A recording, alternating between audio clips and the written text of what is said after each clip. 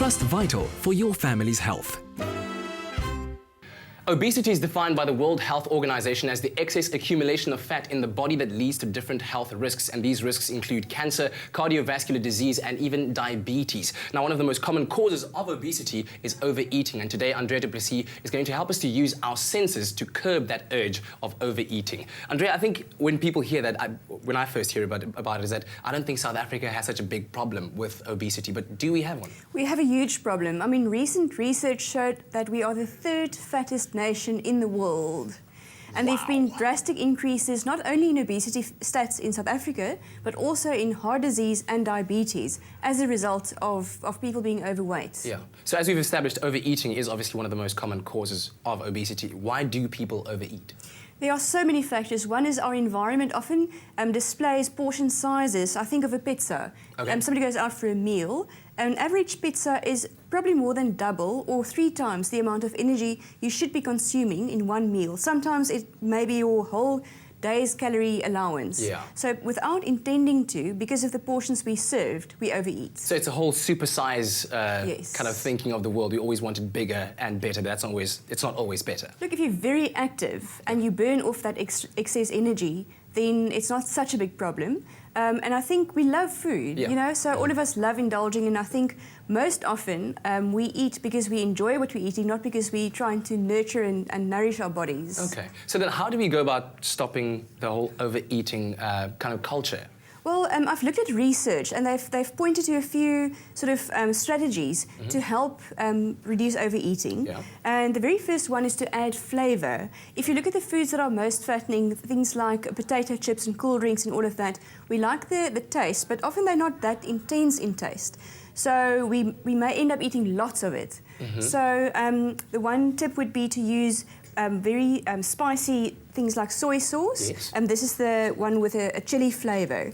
So by adding the chili, the hotness, one is less likely to over-consume with the intense flavour. Okay. Another of my favourite is pesto. So for a small portion of food, like a slice of toast with tomato and a bit of cheese, Yes. you add so much more joy by adding pesto, which is basil leaves and pine nuts and all sorts of very flavourful things. So you get more enjoyment. Okay, so are you saying when we cook, we should maybe look at adding more herbs, maybe more spices Yes. in our food? Not salt, Not herbs, salt. spices, chilies, all those intense flavours, yes. Okay, all right. What else can we do?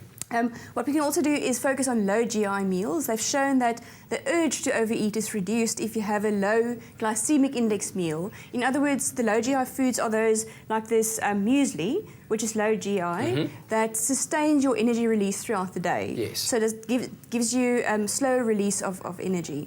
Now, I see you have bananas there, and those I know, for instance, are high GI, right? Very, very high GI. Yes, they are. But they're here for another tip.